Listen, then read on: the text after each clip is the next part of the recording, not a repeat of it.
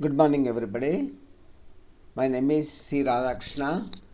I am working as senior lecturer in chemistry at Government Polytechnic College, Gadwal. Okay. Today, let us try to learn in this class. Let's try to learn the essential qualities of drinking water as well as the preparation of water for drinking purpose. Okay. Yeah. Let's try to recall whatever we have learned in the earlier classes. Would you like to drink colored water? No, we usually don't like water to be colorless. What is the formula of calcium carbonate? Where you came across calcium carbonate in the definition of degree of hardness. Degree of hardness of salts is expressed in terms of CaCO3 equivalents. The CaCO3 calcium carbonate formula is CaCO3. What is the full form of EDTA?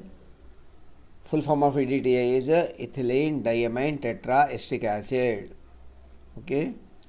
Next, what is the chemical name of permeator? Hydrated sodium alumino orthosilicate. Its formula is Na2Al2Si2O8.XH2O. Which chemical is used for the regeneration of cation exchange resin? For the regeneration of cation exchange resin, we use dilute HCl, and for the regeneration of anion exchange resin, we use dilute sodium hydroxide, and for the regeneration of permeator, what do we use? We wash it with a 10% brine solution, NaCl solution. Yeah, let's recapitulate different sources of drinking water. Different sources of drinking water are well water, lake water, water from the reservoir, water from borewell, water from the river water. Okay, all these can be, and they are being used as sources of drinking water. We use well water, we use borewell water for drinking purpose, we use lake water, we use reservoir water, we use river water. All these things we use for the drinking purpose. Let's see some of the pictures of these sources.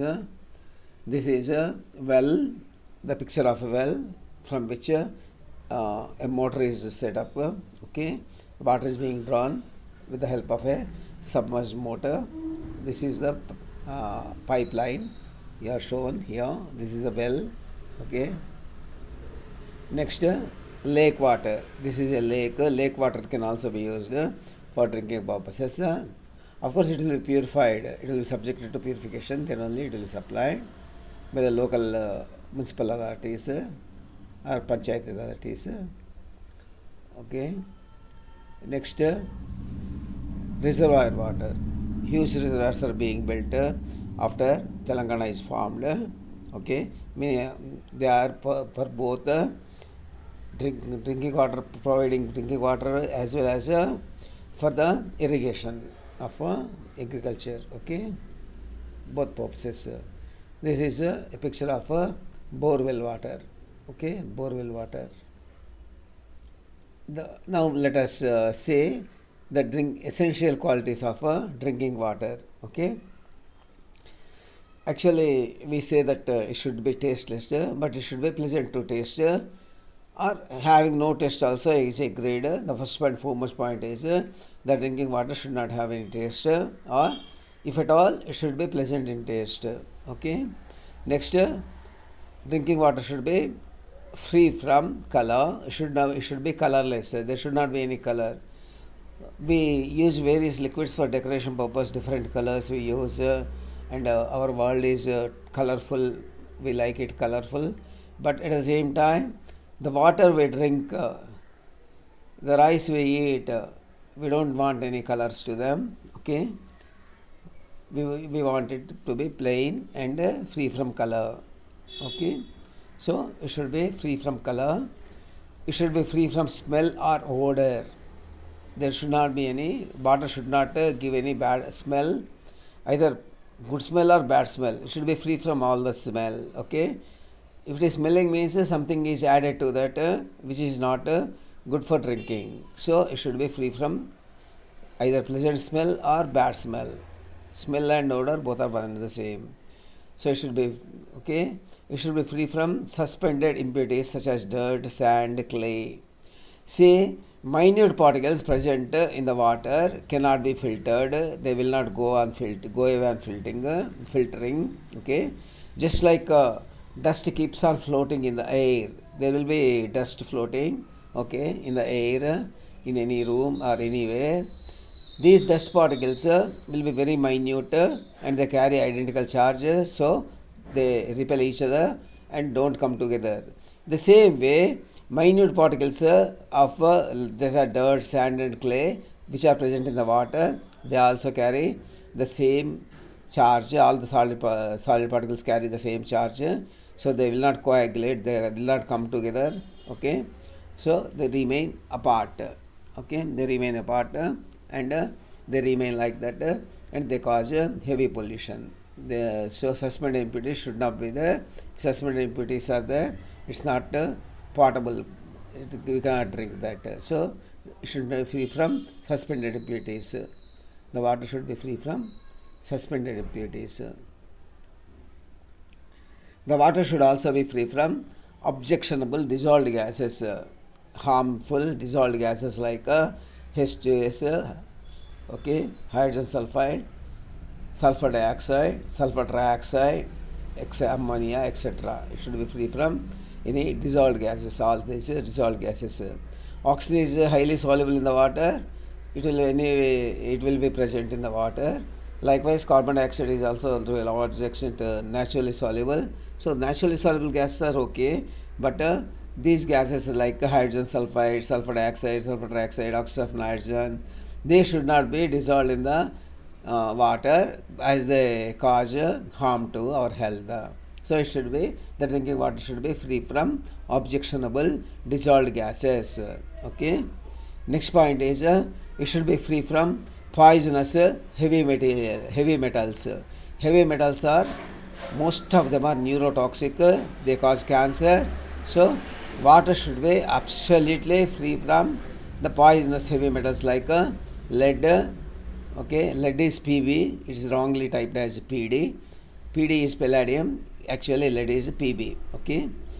Heavy metals should be free from the salts of heavy metals like lead, Pb, arsenic, As, chromium, Cr, mercury, Hg, etc. See, chromium is mostly used, heavily used in the tanning, in the leather industry for tanning purposes. Chrome tanned leather we use, and leather industry is one of the worst producing industries. Okay, apart from other industries, leather also one of the worst industries which cause heavy pollution. The leather processing industry actually. Okay. The pH of water should be, drinking water should be between 7 and 8. That is, say, we have learned about pH scale in the earlier classes when we have done acids and bases. We have learned from 1 to 7 on pH scale, the numbers 1 to 7, this range is acid range, 7 is neutral, and between 7 and 14 it is a base range. Between 7 and 8 it is a base range. Okay. So it should be slightly alkaline. 7 and 8 is alkaline, so water should be slightly alkaline. Okay. See, in our body systems, if you take the saliva, the liquid present in our mouth, that is slightly alkaline. The blood is also, the pH of blood is around 7.35 to 7.4. Okay. So blood is also slightly alkaline. The water we drink should also be slightly alkaline in nature. Okay. So pH should be between 7 and 8. That means it is being slightly alkaline in nature. Okay. The fluoride content of water should be less than 2 ppm. Fluoride content should be less than 2 ppm. Fluorine content should not be high. Fluorine causes excess fluorine causes what we call as fluorosis, which means it weakens our bones and causes consequent problems. Okay. So because fluorine has a lot of affinity for calcium, it removes calcium from the bones and bones become weak. So fluorine content, according to WHO certification, fluorine content should be less than 2 ppm. Next, the water should be free from disease causing microorganisms like bacteria, virus, fungus, etc. Okay, most of the diseases that we get are water borne, or they come from water using water which is not totally purified, okay, contaminated. By using contaminated water we get diseases. Most of the diseases that we get are waterborne. So it should be free from microorganisms, disease causing microorganisms or pathogenic microorganisms they are called, like bacteria, virus and fungus.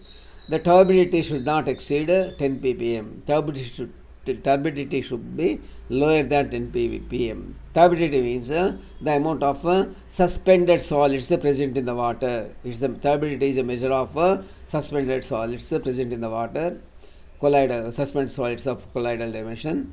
So who has prescribed turbidity should also be less than 10 ppm. These are the few characteristics that we are supposed to have, we expect to have for the drinking water. Okay, for the drinking water we expect to have for the drinking water. Let's summarize what we have learned about the characteristics of drinking water. It should be free from color. Okay, it shouldn't have any color. It should be free from color and odor or smell. It should have a pleasant taste, or it should be preferably tasteless. pH should be between 7 and 8. That means it should be very slightly alkaline. It should not have any dissolved objectionable gases, harmful gases like hydrogen sulfide, sulfur dioxide, sulfur trioxide, etc., oxides of nitrogen, oxides of phosphorus, etc. It should be free from poisonous heavy metal salts. Metal salts will dissolve in water. Okay, it should be free from poisonous heavy metal salts like lead, arsenic, chromium, mercury. Chromium is of course not a heavy metal, but still it is highly polluting. Okay, it is heavily used in the leather industry, as I mentioned earlier. Okay, leather processing is used. Okay, these are, to recapitulate whatever we have learned, these are the some of the characteristics of the drinking water. Okay, it should not have color or odor. It should have pleasant taste or no taste at all, either way. It should be between, pH should be between 7 and 8, that is, it should be slightly alkaline.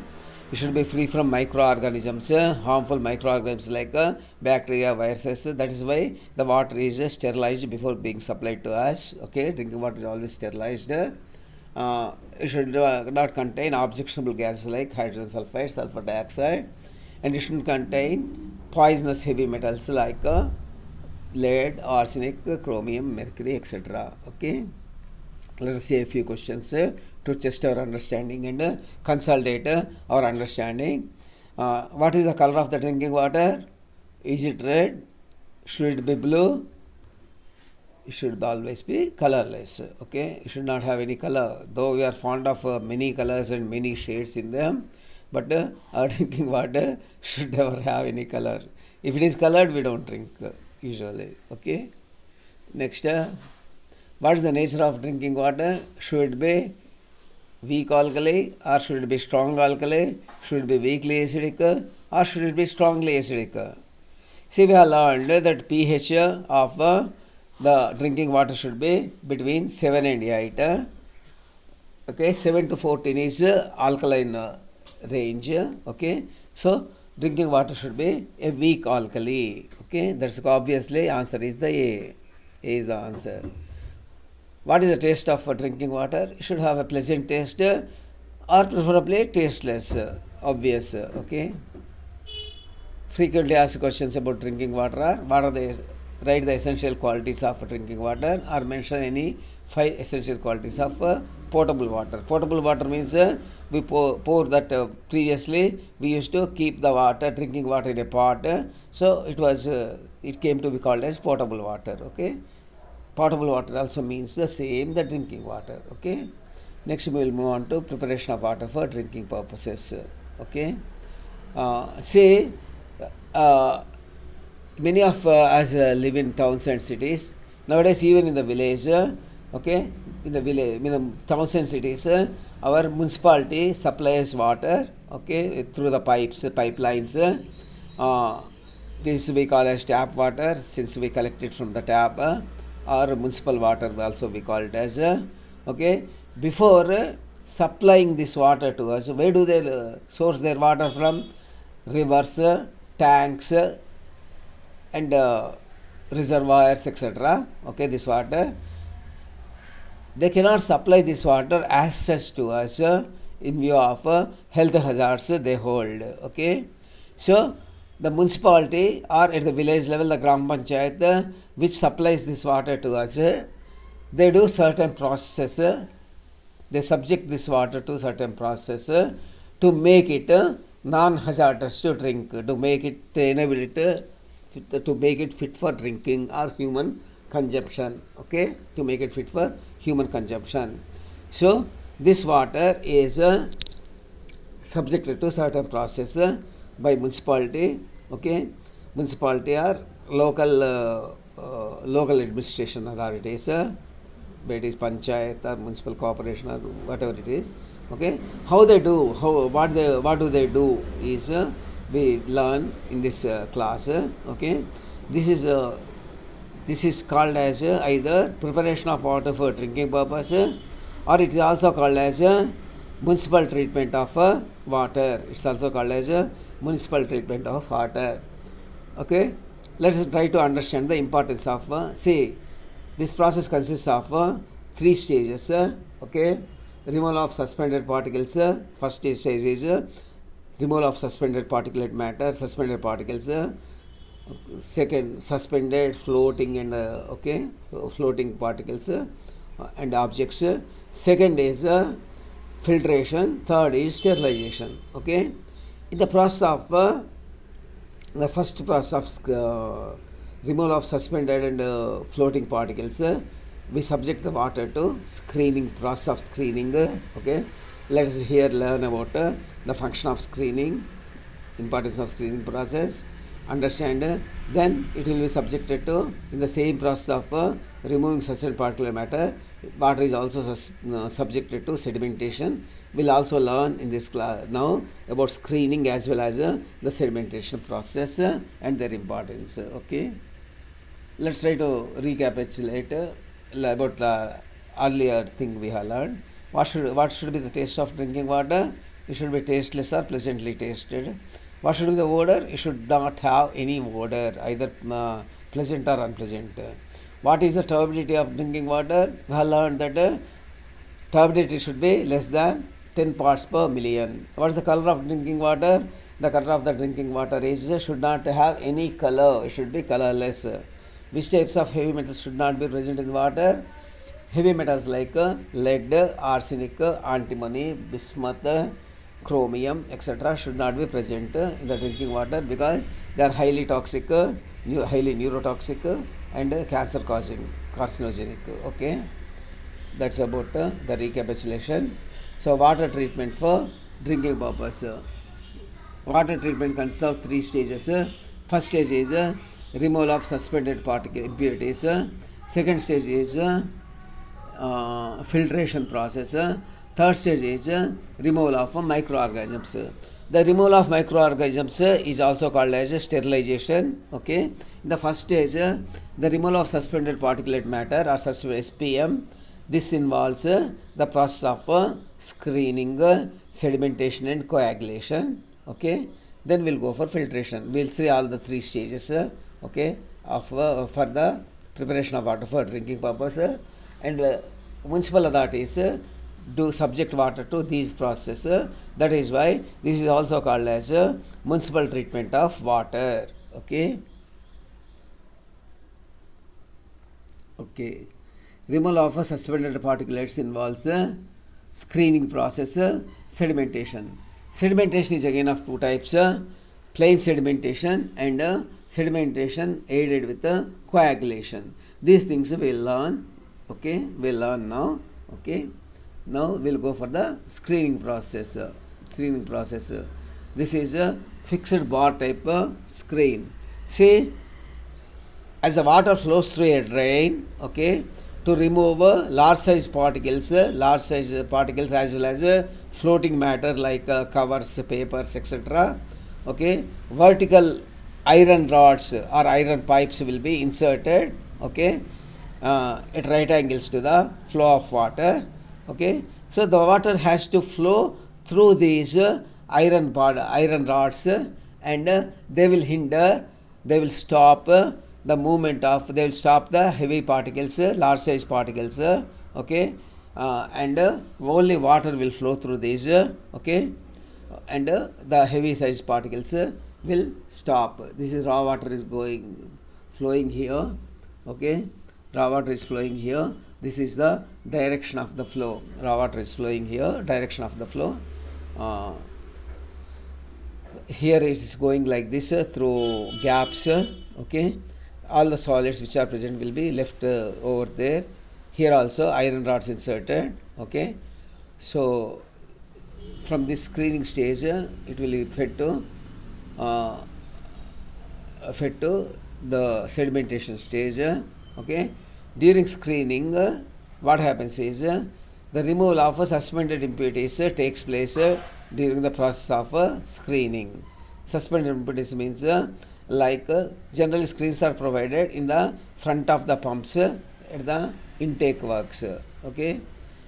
See, wherever water is flowing into the canals, okay, into the supply chain, okay, there itself they try to hinder the flowing matter, large sized particles, soil, and polythene covers, papers, any floating matter, leaves, twigs, etc.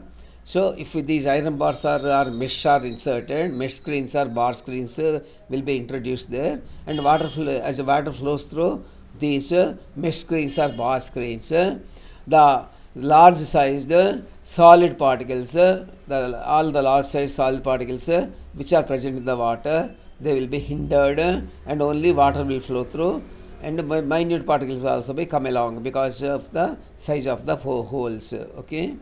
Then core screens consists of parallel iron rods placed vertically or at a slight slope at about 2 to 10 centimeters to the center, okay, center to center. We are seeing the diagram as well. The core screen normally, these core screens are normally kept on inclined, they are slant position at about 42 degrees, 60 degrees above the horizontal, so as to increase the opening area to reduce the flow velocity. They are kept, it is a diagram I have shown you was a two-dimensional. You can appreciate things better in a three-dimensional way.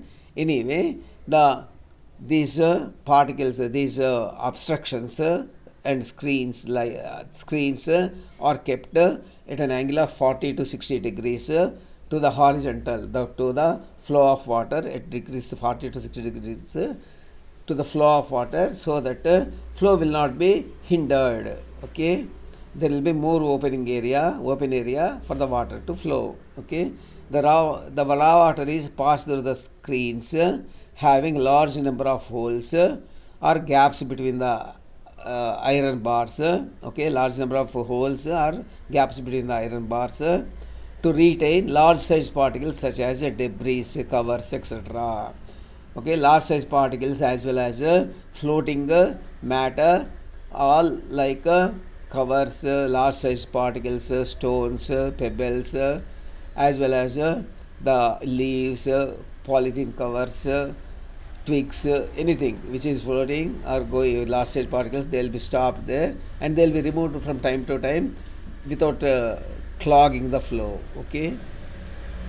Next, this water from the screening process is fed into the sedimentation process. From the screening process, it is fed into the sedimentation process, okay, fed into the sedimentation process. I am showing you here the diagram of the diagram of sedimentation process. This is a circular sedimentation tank. Okay, here it has got lots of it is difficult to describe this diagram. This is circular sedimentation tank with a radial flow, and okay, this is a sedimentation rectangular sedimentation tank. Okay, now let us I try to understand the principle involved in the sedimentation rather than being worried about the structure of these sedimentation tanks. Okay, sedimentation. Water is allowed to stand undisturbed in big tanks about 5 meters deep, minimum 5 meters deep, to settle down suspended impurities at the bottom of the tank due to the force of the gravity. She must have heard your mother saying, okay, when you collected, you did not get water from the tap, municipal water you did not get, okay, your mother asks you to get water from nearby freshwater well or some bore well, you get the water and it will not be clear. A little of something is suspended. Your mother immediately tells you, keep the water aside for a while, for about an hour. They will settle down at the bottom. That's what she says.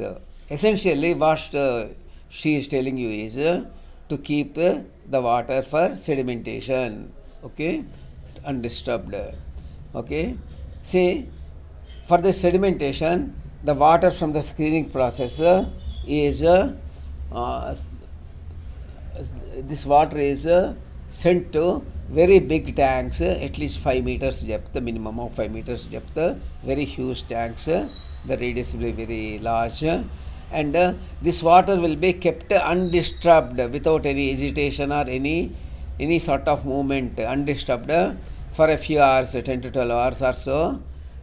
Then what happens is the medium sized and minute sized particles also will settle down at the bottom of the container, that tank, at the bottom of the tank due to gravitational pull. Okay, due to gravitational pull, they will settle down. The water, clear water, mostly clear. There will be suspended impurities still present, but it is mostly clear of all large and medium and even small and minute particles. Okay, all these will settle down due to the force of gravity. Okay, the process of settling down of the suspended particles or suspended impurities is called as sedimentation tanks. Since sedimentation, it's called as sedimentation. Since this sedimentation is taking place by keeping water undisturbed in very, very huge tanks, this process is called as sedimentation.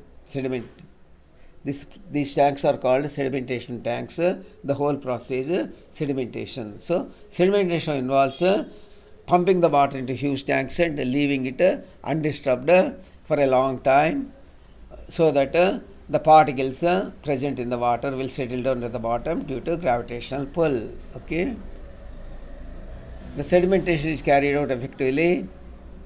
Yeah, even after settling down of these particles, microscopic particles, okay, the microscopic particles which are present, in the water, that is very, very minute particles of colloidal dimensions, 1 nanometer to 1000 to 1 nanometer size, diameter, the radius or diameter of these particles will be between 1000 nanometers to 1 nanometer. Okay, these particles we call them as colloidal particles or particles of colloidal dimensions.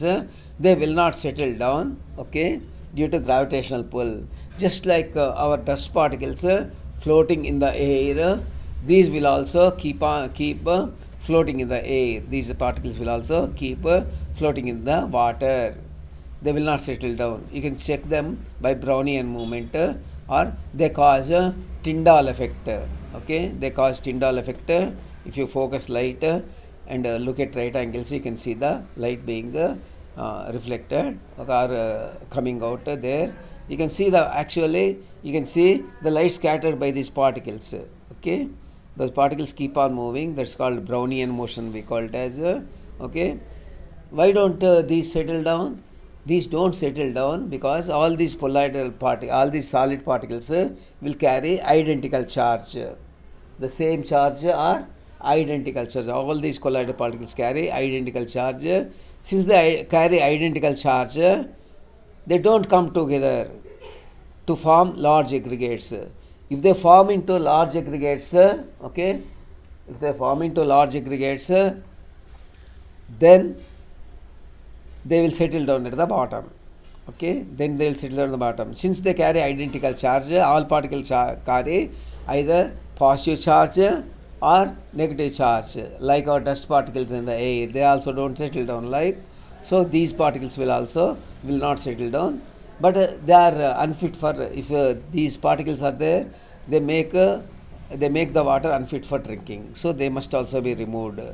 They will not go on filtration also because the pores of whatever filter we are using, they are larger than this particle size, so they cannot be filtered either. Okay, so what we do is we add certain substances, okay, which we call as coagulants. Certain substances which we call as coagulants. When these coagulants are added, okay, they neutralize the charge present on these particles. For example, milk is also a colloid. Okay, milk you are very much aware about milk, right? That milk is also a colloid. Okay, it's a colloid, and you don't see solids. Milk contains milk solids, but you don't see milk solids separately. Okay, so what happens is here the milk in the milk it's a colloidal emulsion. Okay, so solid particles are very well distributed. All the solid particles carry identical charge, so they repel each other. So, but in a hot milk, if you add some salt or lime juice, okay, lime juice or some salt. The salt or lime juice, they are all electrolytes. What they do is when it is added to the milk, they neutralize the charge present on the solid particles. Okay, then the solid and liquid particles of milk separate. Okay, so this is actually scientifically it's called as coagulation, but we call it as milk breaking or something like that. Okay, scientifically it's coagulation. The lime juice or salt you are adding, though they are electrolytes, the substances are called as coagulants because they are causing the coagulation, that is the separation of dispersed phase from the dispersion medium. Okay, solids from the solvent. Even here, to precipitate, to remove these suspended particles and precipitate them, okay, precipitate them at the bottom of the container, we use coagulants like alum. Alum formula is that is a potassium aluminium double sulfate. Its formula is potassium sulfate formula is K2SO4. Aluminium sulfate formula is Al2SO4 taken thrice dot 24 H2O. Okay, so alum can be added, or sodium aluminate NaAlO2 can be added. Ferrous sulfate FeSO4 dot 7H2O, that can be added. Okay, these are generally added as coagulants because they don't cause harm to the drinking water. They are not harmful to the drinking water. These are generally added. Okay, so when these particles are added and the water is agitated for the spreading of these coagulants. The water is agitated for the spreading of these coagulants. Then the charge present on the solid particles which are hanging in the water and they suspended in the water, since the charge is removed, flocculation takes place. That means they come together and form larger larger aggregates. Okay, once they form larger aggregates, the their mass will increase, and they will settle down at the bottom of the container, and that's what is happening. So the precipitation of these microscopic particles is taking place, and they are being removed from the water. This is the process of coagulation. The most commonly used coagulants are alum, which is potassium aluminum double sulfate, that is K2SO4 Al2SO4 taken thrice, dot 24H2O, sodium metaaluminate, sodium aluminate NaL2O2, and ferrous sulfate FeSO4 dot 7H2O. These are the generally added coagulants for the coagulation. Okay, sedimentation and coagulation go together. Both these processes are come after the screening, which remove larger particles. The minute particles and small particles are also removed by sedimentation and coagulation process. Okay, what have we done so far? What have we learned so far? Let's review. The screening process is used to remove large size particles like debris, animals. Animal bodies may also be present. Many things may be present, large size things in the water. Okay, so debris, dead animal bodies, branches, twigs, bushes, okay, polythene covers, papers, everything. All these particles can be removed by obstructing the flow of water or placing bar screens with vertical rods or mesh screens against in the flow of water, in the path of water. Okay, they are physically hindered. All the substances are physically hindered, and only water flows through them, flows through the holes or gaps, and these particles, large size particles, are stopped, and they are removed from time to time without clogging the whole flow of the water. Then this after the screening process, for this screening process, coarse and fine screens are used. Okay, then the water is subjected to the sedimentation process. In the sedimentation process, water is allowed without disturbing to settle down the particles. This is plain sedimentation. Water is pumped into huge tanks and left undisturbed for some time, and the particles present in the water will be removed. Okay, settle down at the bottom, and upper layers will be used. And minute particles are particles of colloidal dimensions which remain suspended in water are removed by the coagulation process. Okay, so these coagulants like alum, sodium aluminate, and ferrous sulfate, etc., are used for this purpose as coagulants to neutralize the charges. Let's try to see a few questions. Okay, then we'll move on to next topic. What is the formula of alum? Alum is K2SO4 Al2SO4 taken thrice, 24H2O. That's it. Answer is A. K2SO4 Al2SO4 taken thrice dot 24H2O. That is the formula of alum. A is the answer. Okay, try to remember that formula. What is the formula of ferrous sulfate? FeSO4 5H2O, FeSO4 7H2O, FeSO4 4H2O, none of the above. Actually, we have learned a little earlier in this class itself that the formula of ferrous sulfate is FeSO4 dot 7H2O. So B is the right answer. Okay. The frequently asked questions: express the process of removal of suspended impurities from water. Okay. Write short notes on sedimentation. If you are asked to write short notes on sedimentation, you will have to write both plain sedimentation and as well as coagulation. Both the things you have to write. You have to mention the formula as well. Okay. Now let's move to the next process involved in the preparation of water for drinking purpose, that is filtration. Okay. In this topic we will be able to know. Now we will try to learn and understand the filtration process, know the different types of filtering layers. Okay, know the sterilization process, understand the chlorination process. Okay, these are the next steps involved. Next steps involved in the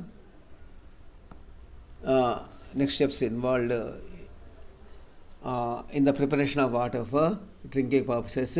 Okay, let's first learn the filtration process. Okay, let's try to learn the filtration process. Recapitulation. What is sedimentation process? Let's try to learn what we are doing. Sedimentation process is a process by which microscopic and minute sized particles are removed from the water. Okay. Name the impurities present in natural water. Impurities, there are numerous impurities. Twigs, covers, plastic covers, stones, dirt, okay, dead animal bodies, so on and so forth. Which coagulants are used for the sedimentation? Coagulants used for sedimentation are alum, ferrous sulfate, sodium aluminate, etc. Okay, these are some of the others can also be used. Okay, then we will move on to the process of filtration. The filtration unit is a sand filter which is in rectangular shape.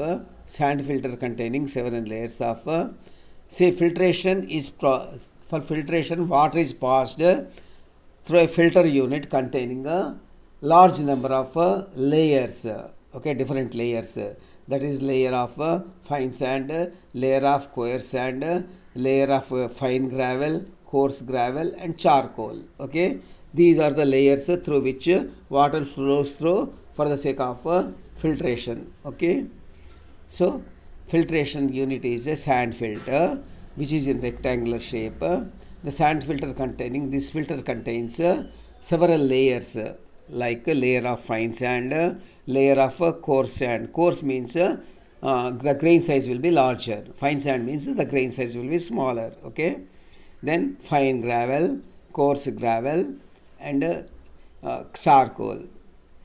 It is provided with an inlet for water and an under drain channel at the bottom for the exit of filtered water. Yeah, inlet and outlet will be there. Inlet will be from top and outlet will be at the bottom. Okay, filtered water comes out from the drain channel at the bottom. Okay, let us see the diagram as well. Okay, water from the sedimentation tank after sedimentation process enters in the filtration unit. Okay, and goes through the various layers. It flows through the various layers. Different layers remove suspended impurities. Okay, as the water flows through the fine sand, coarse sand, fine gravel, coarse gravel. Okay, fine sand, coarse sand. Okay, fine gravel, coarse gravel, and charcoal layer. Okay, it flows through, as it flows through these layers. The impurities present in the, still some impurities may be there. We want to remove even them. In the sedimentation, more than 90%, 95, 96, 97% are removed.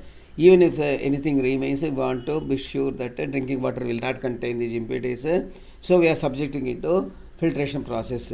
And the last you have a charcoal layer. Okay, as the water flows through the charcoal layer, okay, charcoal absorbs and removes the dissolved gases. If any dissolved gases are present in the water, they are removed by the charcoal layer.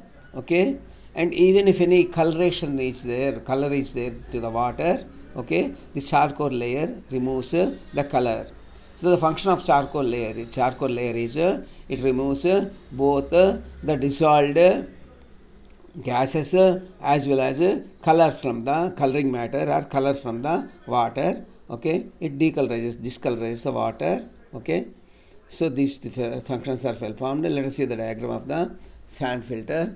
Sedimented water is flown to it. Okay, from the top it will go into the filtration sand filter. So first you have in the sand filter, as the water flows through, the fine sand layer. Okay, then coarse sand layer. You have seen the fine gravel is the metal or కంకర అంటాం మనం తెలుగులో కంకర రాళ్ళు. Okay, కంకర రాళ్ళు చిన్న సైజుని బట్టి ఫైన్ గ్రావెల్ అంటాం, పెద్ద సైజు కంకరని కోర్స్ గ్రావెల్ అంటాం. ఓకేనా? Okay, the fine gravel and the coarse gravel. Later, you have got the charcoal layer as well. He has not shown it here in the diagram, but charcoal layer will be there. Okay, this the dark colored one, they are charcoal layer. Okay, as the water flows through this charcoal layer, its dissolved gases will be removed, as I mentioned to you, and also dissolved gases as well as the color will also be removed. Okay, this filtered water will come out. Okay, so we earlier we learned that there will be 3 stages in the preparation of water for drinking purpose, or municipal treatment of water, which it is called as. Okay, so first stage is removal of suspended particulate matter. We subjected water to in the removal of suspended particulate matter. We have used screening process, sedimentation process and coagulation process. Then we have sent the water through different filter layers. Okay, different filter layers. Okay, then the third stage is sterilization. Okay, all the solids or impurities from the water are removed, but microscopic organisms may still be there in the water, but they should also be killed. Okay, the process of killing this pathogenic microorganisms is called as sterilization. Okay, so unless water is sterilized, we cannot it is not fit for consumption. Okay, drinking purpose, it is unfit for drinking purpose. So sterilization is an essential component of preparing water for drinking purpose. Okay, the process of destroying or killing the disease producing microorganisms from water is called as disinfection. It's called as either disinfection or sterilization. Both the terms can be used. This sterilization can be achieved in various ways.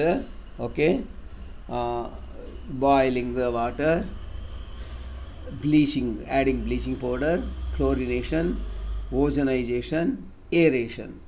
These are the different processes. Let us see briefly. Okay, for the sterilization. Boiling method. Okay, water is boiled for 10 to 15 minutes. Okay, all the disease producing bacteria and other microorganisms are killed, because boiling occurs at 100 degrees centigrade. At that high temperature, this cannot survive and they will die. Okay, but this boiling process can be carried out only on a small scale at the domestic level, household level, not on a large scale. Municipalities handle huge quantities of water. It's very difficult to boil that water. Okay, you can obviously visualize, because day in and day out they handle millions of liters of water. Okay, millions of gallons of water. Okay, chlorination, the required amount of bleaching powder or chlorine added to water. Say required for the water to cause chlorination. Okay, we add either bleaching powder or directly liquid chlorine to the water. Even if you add bleaching powder, chlorine gas is released. You can as well add direct chlorine. The process is the same. What happens is the same. Okay, in both the cases it is chlorine that is reacting with the water. Okay, if bleaching powder gives chlorine, or direct chlorine can also be added, it's the same effect. So this, when bleaching powder is added to the water, it releases chlorine. Okay, on reacting with the water, and this chlorine reacts with the water to form hypochlorous acid and hydrochlorous acid. The formula of bleaching powder is CaOCl2. We also use bleaching powder at home in bathrooms and washrooms as a disinfectant. Okay, this is best disinfectant. Okay, better use only this rather than all the other chemicals going by the advertisement. Okay, this is the best thing to use.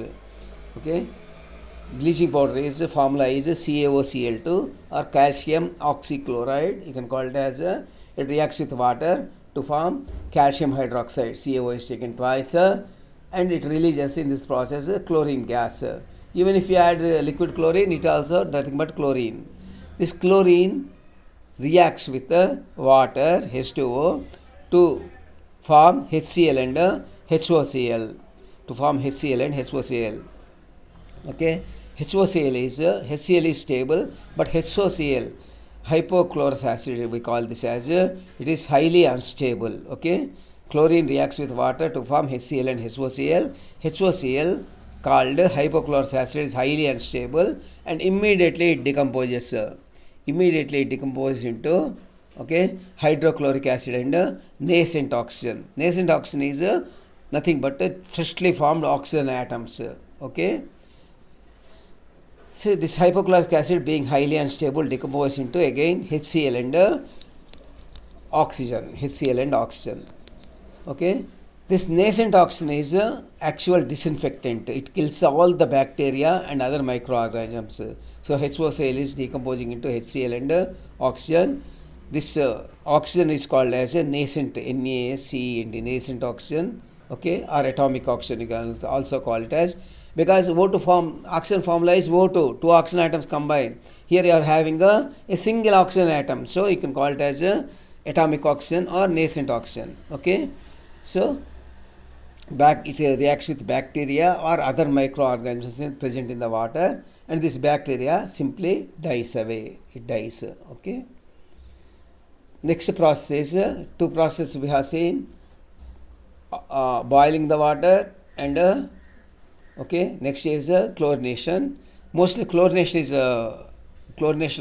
municipal people do chlorination, and municipal water, it will have a peculiar taste. That is because of the chlorination they carry out. Okay. Ozone gas is an ozonization. Ozone formula is O3. Okay. Ozone gas is excellent disinfectant. And it is highly unstable. Ozone is also highly unstable at the ground level. So it decomposes and releases nascent oxygen or atomic oxygen. Okay, it decomposes into O2 plus nascent oxygen. O3 decomposes into O2 plus nascent oxygen.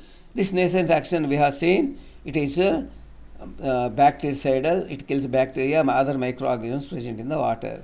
When ozone, see, for this to work, what they do is they bubble ozone gas, send ozone gas into the water that is to be disinfected or sterilized.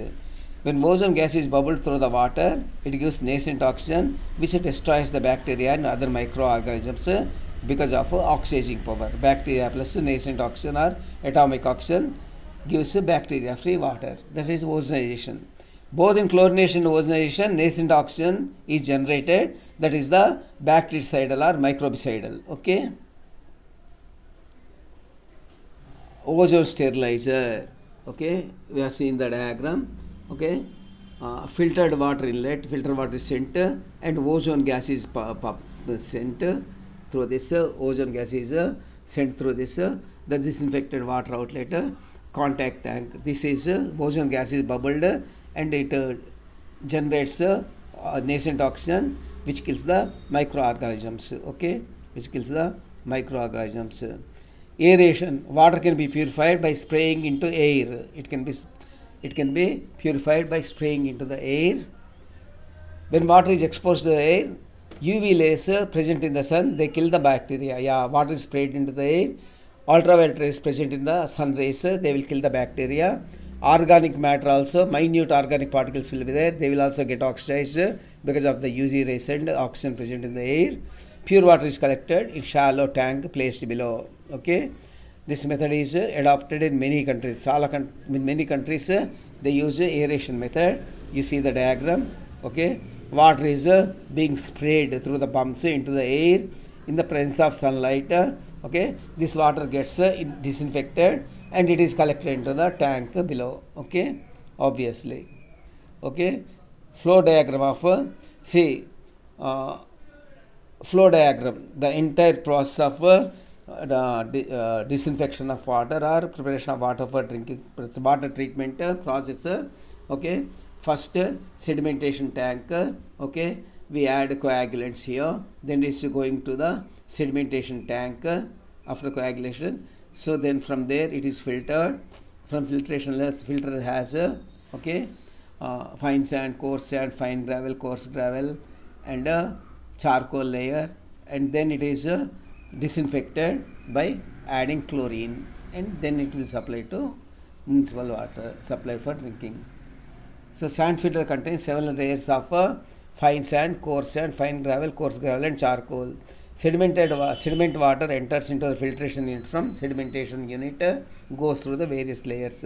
Different layers remove suspended impurities, and charcoal absorbs harmful dissolved gas and removes color. Okay, oxidizes the color. The process of destroying disease cause producing microorganisms from water is called disinfection or sterilization. Boiling, ozonization, aeration, chlorination methods are adopted for sterilization or disinfection. Okay, let's say a few questions and conclude. Okay, which chemical is used for sterilization process? Calcium carbonate. Chlorine is used for sterilization process. Answer is C. Okay, which chemical is used for ozonization? Ozone, directly O3 itself. Okay, that's the end of this class. Thank you for being with me.